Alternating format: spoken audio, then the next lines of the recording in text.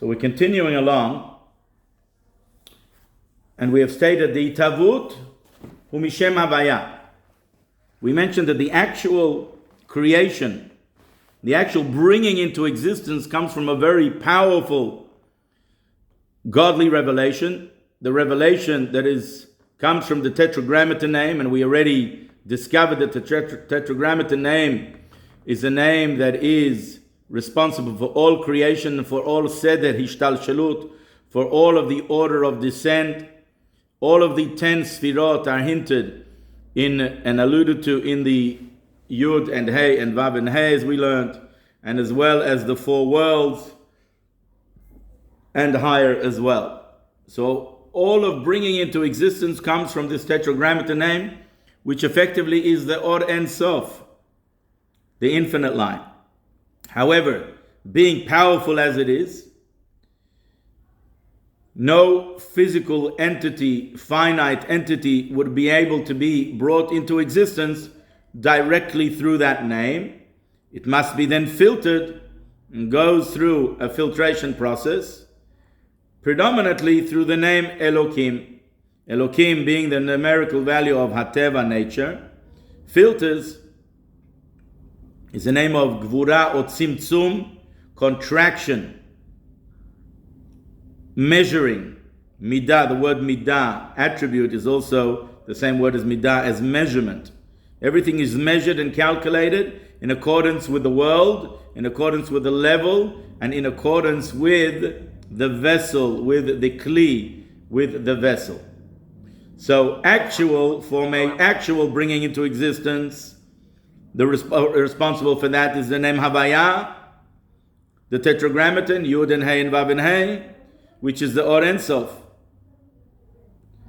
But practically, give me a minute, Maya. But practically, bringing the world into physical creation needs to go through a filter and measuring process, and that is through the name Elokim. Like the sun has a shield in order to allow for the rays of the sun to impact the world in a healthy, productive manner. We'll just finish the paragraph, Maya, and I'll see what your question is. Okay.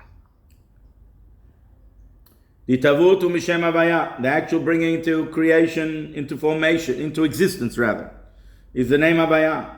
Now, to bring the creation into the reality, the tangible and the concealed, that's through name Elokim. Rak sheitavut bepoal, the actuality of creation, hu al yedei Shem Elokim, is through the tool of the name, or the garb of the name Elokim. B'chdei she'adam al yedei avodato. Why is this? In order for there to be concealment. The name Elokim connotes nature, things that are taken for granted, godliness hidden in the laws in the realm of nature. B'chdei she'adam al yedei avodato. What's all this about? That godliness is concealed, and we through toil, not natural, not a natural outcome that we serve God naturally because of the great revelation that godliness is revealed, and therefore as a natural consequence and outcome, without any effort and toil, we serve God. No achievement is achieved through that, by the way, you should know. No elevation, no refinement of the physical world, and thus no greater revelation. How do you achieve a greater revelation? Only through toil and effort. There is no point in bringing the soul from a very high, lofty place to descend to a low place if it's just going to be revealed to it eventually the same level as what it was exposed to before it descended down to this world. There's no advantage. And indeed, if the objective is that a greater revelation will pierce and enter the world and the soul will be exposed to greater revelation, then that cannot happen in the same manner by which the soul was exposed to before it descended to this world, in a natural way. It must be through the level of concealment, and then must be through the concept of service, toil, and effort, and the what's called the work of refining. Just like gold or silver, you have to refine it. You have to melt it and refine it. It's got to go through the refinery system. So too as well over here. What that does is brings a much more refined vessel, And thus, when the vessel is more refined, it is then able to receive a greater and loftier level of spirituality. As it says over here, Sha'adam al-yedei avodato, 3 lines from the bottom of that paragraph, that man through his service, Yamshich gilui shem Havaya, will then draw down a revelation of the name of Havaya, the Tetragrammaton. What's the trick? Ba'aretz halezu hagashmit, in the physical world. In other words, in vessels. In other words, is it possible to force into a liter bottle 100 liters? Absolutely not. 1,000 liters? Absolutely not. 1,000,000 liters? Absolutely not. What ends up happening is, the novelty is that the Tetragrammaton, which is Or Ein Sof, the unlimited light, that cannot penetrate a limited vessel, because the vessel is limited and thus cannot reveal it. Reveal it means to say that it absorbs it and is able to appreciate it. There's no way that a finite being or finite limited vessel can absorb and reveal that which is infinite. It has no relativity. It has no correlation whatsoever. The novelty is that the Tetragrammaton is not revealed in the higher levels, but it's rather revealed in this physical world, this material, physical, finite world, in finite vessels. How is that achieved? That is achieved through expanding the vessel, so refining the vessel that the vessel is able to contain and reveal and synchronize itself and be harmonious and become one with the vessel. And this is the sod, this is the mystery of Shema Yisrael, Hear O Israel, Hashem Elokeinu. We reveal God, Hashem, the Tetragrammaton, Elokeinu, in the vessels of this physical world. Elokeinu being the symbol of this material physical world, the actual creation in a physical term. That's the Hidush, that's the novelty. How so? Through man's service. Because what man does is he turns the vessel inside out, upside down, so to speak. He so expands the vessel, he so refines the vessel that the vessel itself, instead of being the the primary ingredient of it, the physicality and concealment, because a vessel is a measure, right? And a measure can only take a particular measurement.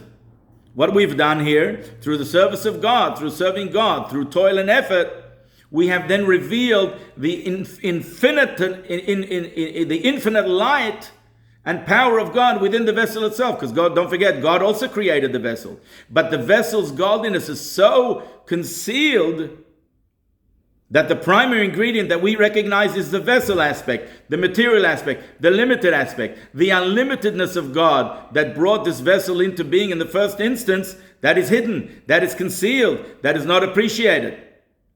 The Hidush, the novelty of us, our service in this world, is that we so refine the vessel that the vessel no longer becomes just the primary ingredient, the vessel, i.e. concealment, measure, limitation, constrictment of godliness, but rather we reveal within the vessel the other dimension, the higher dimension, the source of its creation. The source of its creation is also the Tetragrammaton, also the divine will, which is even higher than everything. And when we do that, we've turned the vessel inside out, we've expanded the vessel, we've revealed the unlimited quality of the vessel rather than the limited quality of the vessel as is revealed in this world. For after all, when we look at a table, do we see the divine light that enlivens it? No. We look at a table. We take it for granted. It's a tree shaped into a table. We look at the vessel and we appreciate and see the material. We relate to the material dimension of the table, its function, what it does. We don't see the divine spark. As it says in the Torah, for man does not live on bread alone. What does it mean, man does not live on bread alone? It means don't think that that which sustains you is the bread, i.e. the fiber or whatever makes up bread. And the peanut butter on top, of course, or the cheese, of course. What does the verse say right afterwards? For all the utterance of God, in other words, the spark of God that created it, that is what causes us to live. In other words, there's two dimensions to a bread. There is the finite, limited, tangible, physical dimension of the bread, of which the body works in tangent with that. The body is also physical, it works. But really, behind it all, what we don't see, what we don't appreciate, is the divine spark behind it. Again, I'll repeat the verse. For man does not live on bread alone. For man lives upon the utterance of God. Does man live? Which means to say, what is the true thing that enlivens man in the bread? It is the divine spark behind it. Yes, the divine spark is contracted and concealed and then brought down in a physical way by which we have a choice to appreciate the bread and its flavor and its material feel, touch and taste, smell, etc. Or the divine spark behind it. The righteous see the divine spark behind everything. But truly, it is a divine spark. It is the divinity behind it that is slowly garbed, slowly concealed, and garbed ultimately and becomes translated into a physical matter, by which we take that physical matter for granted. We take the divine spark behind that, it enlivens it, and it's the true source of our life, and we take it for granted. Oh, bread, I'm hungry. Bread gives me life. For man does not live on bread alone. He lives on the divine spark that enlivens it. And that's why we make a bracha, to recognize the divine spark, to capture that divine spark behind the food. That's why it's crucial that we eat kosher food, because non-kosher food, asur, the word in Hebrew asur means bound. We cannot release the divine spark behind it because it's bound in impurity. We can only release that which is mutar. Mutar means something that we can release. Mutar means loosely translated in English as permitted. But it also means to redeem, to release. It's something that is released, something that we can so easily release. And that's the function of kosher, the laws of kosher, the dietary laws, and the blessing. And of course the concentration of the blessing as well, which is very, very important. Therefore, this is exactly what we do. We live in the physical world.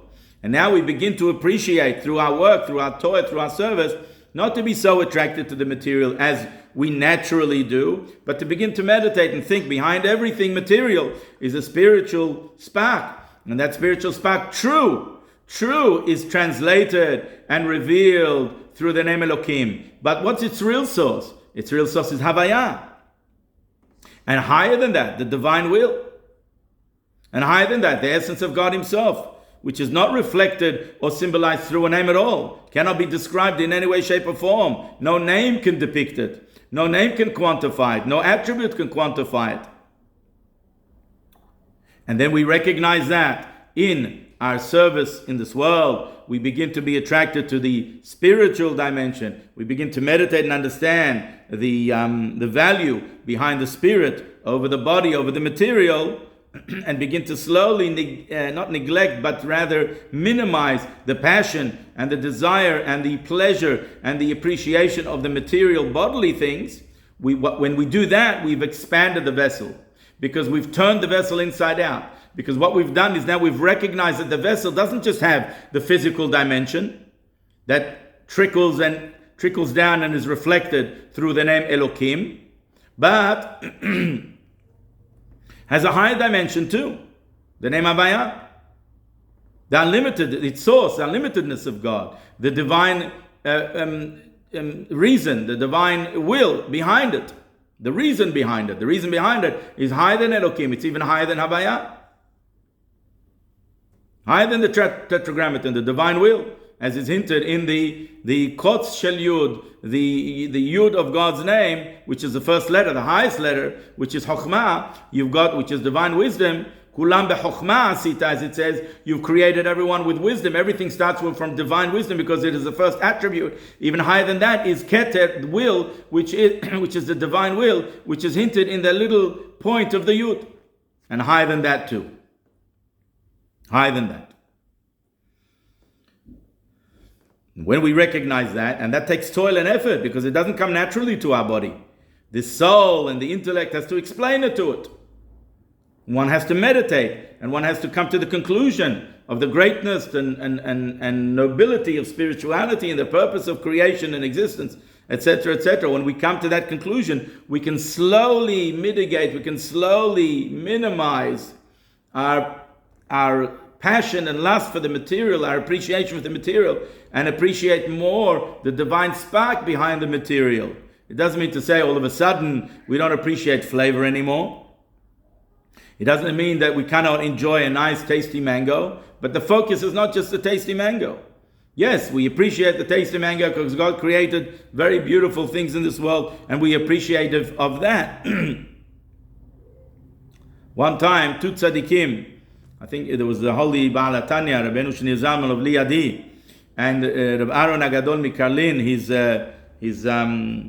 his contemporary, his colleague, both great students, disciples of the holy Maggid of Mezrich, were sitting to a meal, and the Baal HaTanya was pouring salt on his food, and already as is, the food was very salty, and the Rabbanon Agadol Rabbi Aaron, which was eating the food, he stopped eating, and he said it's so salty, and he turned to Baal HaTanya and he said, and you're adding more salt. And he says, believe me, from the time I became a disciple of the holy Maggid of Mezrich, I lost the faculty of speech, the sense of not speech, beg your pardon, the sense of flavor. I've lost flavor. In other words, he even that ability to taste and enjoy in the most minimal way God's bounties. Surely such a righteous man, focused on the spiritual and the bracha and the divine spark behind it and everything like that. But even the minimal of flavor that the normal human being can appreciate, nothing wrong with that. Even that he lost, so to speak. Even that he didn't have. That's what a high spiritual level it was. The story is told of Rabbi Or Haim HaKadosh, the famous Moroccan Kabbalist that lived about 300 years ago. That when he was not only a great Kabbalist, but he was a halachic authority. But towards the end of his life, he was so pure that when they wanted to ask him a question, they would take a child, who obviously a child has maintained his innocence, and would touch him on the hand just to simply bring him down to earth a little bit, to be able to relate to the question, for he was flying in the heavens. And in order to relate to a physical, mundane question, a halachic question that has halachic ramifications in the physical, mundane world, they had to bring him down a notch, so to speak. And they took a pure child and touched him just in order so he will be, because his thoughts were flying in the heavens. You couldn't relate to human challenges and human questions and human problems and issues, and then translate the halakha in the circumstances, the physical circumstances that they exist on, because he was on a different plane. So you see that the tzaddikim are on a totally different plane. It says of the holy Rogachev Gaon, the Rabbi Yosef Rosen, that when people will deliver something to his house, for example, a kabbat was delivered to his house, and there was a student studying with him there. Automatically, when the kabbat came to his house, he didn't say, "Oh, what a beautiful, nice kabbat, piece of furniture, nice craftsmanship." Automatically, he shot through his mouth all of the sources where it says in Talmud and all the Torah Sheba'al Peh, everything about a kabbat, the laws of impurity about a kabbat, the laws of Shabbat, anything that had to do with a kabbat, it went through because all his mind was Torah. To him, a kabbat meant what does a kabbat mean in halakha? What does a kabbat mean? Where are the sources that Torah speaks about a kabbat? For the true concept of a kabbat and that which gives it life is the spiritual, the Torah, the spiritual spark behind it. And this is what we do. When we alter our focus from the material to the spiritual, when we've altered that, we've also altered the vessel, the physical thing that we're interacting with. We've changed it. We've changed his molecular, makeup. And we've turned it more spiritual than physical. And what we've done then is we have revealed that which is hidden. And we've concealed that which is revealed. What is that which is revealed? That which is revealed is its material coarse side. That which is hidden is the spiritual dimension that's hidden, the unlimitedness of it. And therefore, we revealed it. Dalia, can you close the door, please? Dalia.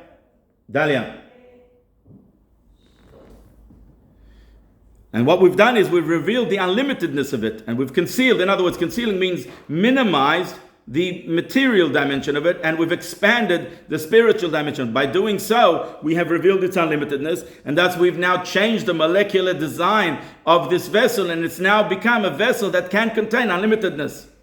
Till now it was limited. Now it can contain unlimitedness. Now it can contain the revelation of godliness. A revelation that is far beyond the normal, the natural capacity of a physical entity. And that is the hidush, that is the novelty. And then the revelation is even greater than what the soul was exposed to before it entered this world. That is the advantage. What's called yirida letzorech aliyah, the descent for purposes of a greater and higher ascent. And that's why the soul comes down to this world. That's why the soul wants to remain in this earth, because it knows deep down its wonderful and wondrous advantage despite the dangers, despite the difficulties, despite the trauma that the soul goes to, because to a certain degree the soul is a little bit in exile in a physical body. It's not used to this. It's not natural and normal state for it to be in exile. Exile is not a natural state. It's a consequence of sin. It's a consequence of lack of spirituality. It's etc., etc.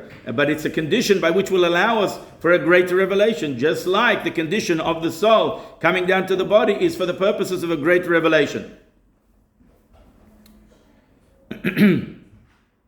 And that is the advantage of coming down to this world. Despite the fact that there is godly concealment, we can reveal that through our service, through our what's called avodat birurim, the service or the work of refinement of the physical matter. And then we reveal the unlimitedness of God in this finite material world. That is the advantage. And the more we do so, the more we prepare the whole world, that the whole world will have that revelation of godliness. And that is what the Messianic era is. Very simple. That's what the Messianic era is. A revelation of godliness that the physical world will be able to handle and receive. Okay. Let us just finish off the paragraph. So if you don't mind, what I'll do is I'll keep the questions to the end. So write down the question. So we will have continuity. 2 lines from the bottom. V'zeu beresha hashocha. And this is what we quoted from the Zohar. Beresha hashocha v'hadar nehora. In the beginning there was concealment, and then there was revelation. What does that mean? It means that beginning there was concealment in order for there to be a greater revelation. Remember, we quoted the Zohar in regards to the mechanism of creation of the world, where we said, Bereshit bara Elokim et hashamayim v'et haaretz. In the beginning, God created the heaven and earth. Bereshit bara Elokim, the name Elokim connotes hiddenness, concealment. Correct? And do me a favor, just tell Hannah I can hear Kasha, and shut the door thoroughly, please. So, Bereshit bara Elokim et hashamayim v'et haaretz. The first revelation of godliness is not the tetragrammaton, even though the tetragrammaton is really responsible for bringing the whole world into creation. The first revelation is Elokim, and Elokim connotes finite, concealment, etc. And then, as it says, before there was light, there was darkness of the face of the earth. And then it says, Vayhi erev, Vayhi boker, and it was evening and it was day. Which means that in Torah, or in the whole mechanism of creation, first started night before day. What does it mean, night? Night is a symbol of concealment, of darkness, of lack of revelation of godliness. Why? Because it's for a reason. It didn't just start just like that. The reason is that to facilitate this physical material world that indeed conceals godliness. And then only then, Vayhi boker, Vayere, Vayhi boker. First evening, then there was day. Only then God created the light. And later on, when it speaks about creating man, there it says that it adds the tetragrammaton name. B'yom baro Hashem Elokim, when the day when that Hashem Elokim created heaven and earth. And there we see already, when man was created, the concept that man is the one that is responsible for revealing the tetragrammaton. In other words, the tetragrammaton name was not revealed in the first instances of creation. It was only revealed later on when after man was created. When man was created, there, if you have a look at the Torah, you will see in the later chapter that the tetragrammaton name is all of a sudden introduced. Where was it before? Because man wasn't on the earth to reveal it. It was only man that reveals the tetragrammaton through his service. Naturally, the world is in a state of concealment, in a state of darkness. It is man that has the ability through his free choice to introduce this divine light of infinity. And this is what it says in the Zohar. The beginning, first it was dark, and then there was light. Vayhi erev, vayhi boker. It was light, and then it was dark, and then it was light.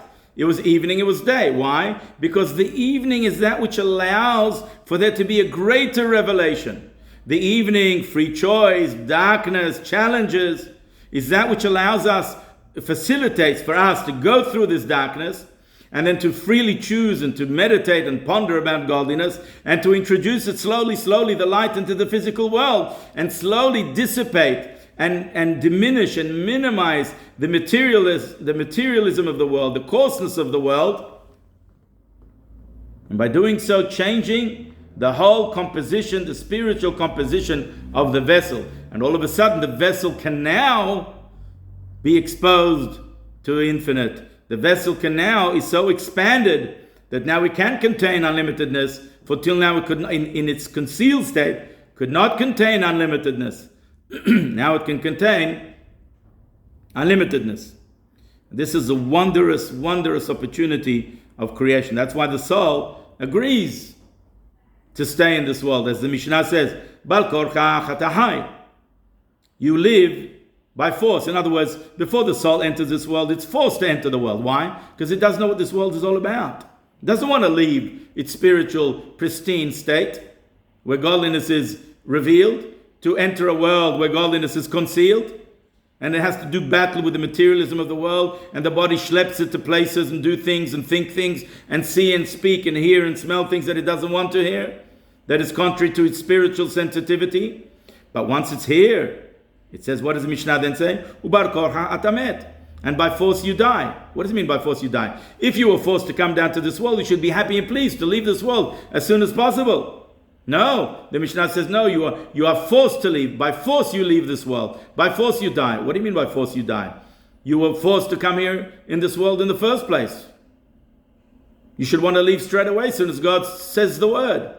No, because now the soul understands what the novel advantage of being in this world. It doesn't want to leave so quickly. Where do I get the ability to do mitzvah of tefillin? Where do I get the opportunity to put on talit, tzitzit? Every second of the day, I'm surrounded by the mitzvah of Hashem. You know what tzitzit is? Unbelievable. Tzitzit is a mitzvah that is associated with the Or Ein Sof, with the infinite light that surrounds the world. Every single second, I can be exposed to this mitzvah. And by doing so, I change the whole mechanism, the spiritual composition of the vessel. And I'm able to then be exposed to a greater level of spirituality, even in Garden of Eden, even before my soul descended to this world, even in the world of Atzilut. Higher than Garden of Eden.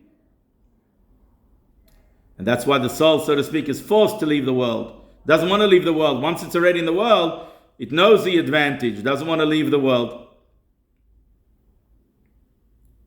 And this is achieved through man's service.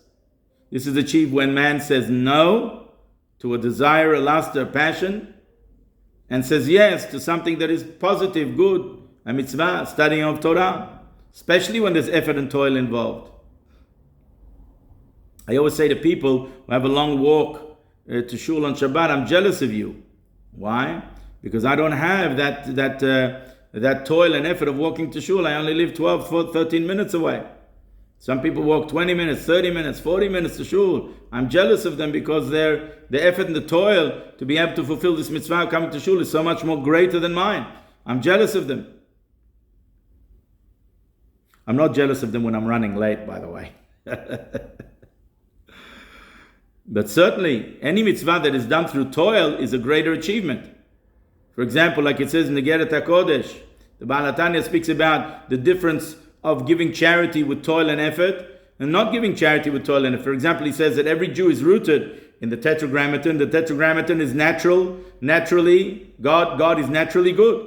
And therefore we naturally veer towards goodness. We're naturally charitable, as the Gemara tells us. But and that's a natural outcome, an outgrowth of who we are. That's our DNA. But when a person gives tzedakah, as it says, Natontiten, you give, you shall surely give, even 100 times. What does it mean? Why does the Torah command us to give even 100 times? Because that is when we change our nature. That is going beyond our nature. That is going beyond what is my normal DNA. And there the achievement is even so much more greater, so much more worthwhile, so much more noble. And that is true of every single mitzvah. The effort, the more effort is, the more difficult. We look at righteous people and we're jealous of them. Oh, look, his prayer and his putting on tefillin is effortless. No, and they in fact are jealous of us because our Torah and our service of God is with toil and is with effort. Our achievement is even greater than theirs. They're jealous of our toil and effort. Yes, they achieved it, whether they were born like that or whether they achieved it on their own. They already reached the plateau. They already reached the level on top of the mountain. They're there. But he who climbs up the mountain, puts on that effort and all of the effort and the toil, he is a true. Someone who's born on top of the mountain cannot be compared to someone who walks up the mountain and conquered the mountain himself. We conquer the mountain. We conquer the evil inclination. Of course, the tzaddikim have their own service, their own level, their own challenge. I'm not going to get into that. But the point is, one time a disciple came to the holy Baal Tzemach Tzedek and he says, Rebbe, I have a big problem. He says, what's the problem? He says, I don't like to study Torah. When I study Torah, it takes great effort and toil. It comes with a lot of effort and toil. And the Tzemach Tzedek says, I have a bigger problem than you. And he says, what's that? He says, I do love to study Torah. And he says, Rebbe, how is that a greater problem than mine? He says, because I study Torah because I love it. You study Torah because you know you have to, because it's godly, because God has commanded you. I study Torah because I love it. It's an absolute beauty and passion for me. In other words, what he was saying was that your studying of Torah in certain ways is greater. In other words, from the effort of toil is greater than mine. In other words, refining the vessel, you refine the vessel more than me. The vessel that you have to refine. And that's a great thing. And that's a great thing that we have to appreciate. What we don't appreciate is we think, oh, look at that rabbi, look at this guy, look at that guy. Judaism is easy for him. There's no toil, there's no effort. It's exact opposite. No, we should be jealous of those people who have put in effort and toil, etc., etc., etc. One time, a person came to the Rebbe and he said that he wanted to marry out. He was telling him that he is going to marry out. And the Rebbe said, I'm jealous of you. And he said, how could the Rebbe be jealous of me? He said, never in my life did I have such a challenge. To overcome such a challenge is something that is, the whole world stands on such a challenge. The achievement of overcoming such a challenge is so wondrous, so unbelievable. I never had such a challenge in my life, so I'm jealous of that challenge that you have. And you're surely, if you have that challenge, surely God gave you the power to overcome it. So you see the outlook. We have a different approach. We have, it's easy for this guy, it's easy for that guy. And we're jealous of the person that it's easy for, but it's the exact opposite. We achieve much more through the effort and through the toil. And this is what it says over here. Beginning in the Zohar, it says, Beresha hashocha v'hada nehora. First there was darkness, and then there was light. The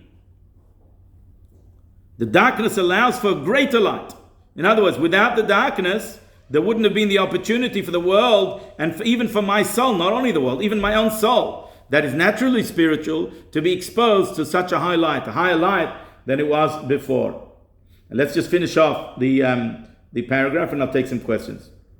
Sheu avodah behateva, and this is our toil and our effort within the parameters of nature, la'asot hateva, to overturn and to transform nature, kli, a vessel, lelemala mi'ateva, to higher than nature itself. Shu inyan v'hada nehora, which is the concept of later there was day, later there was light. First there was dark, then there was light, a greater light. In other words, the advantage here is that what we do is that we cause the limited, the vessel of nature to be a recipient a reciprocal of higher than nature.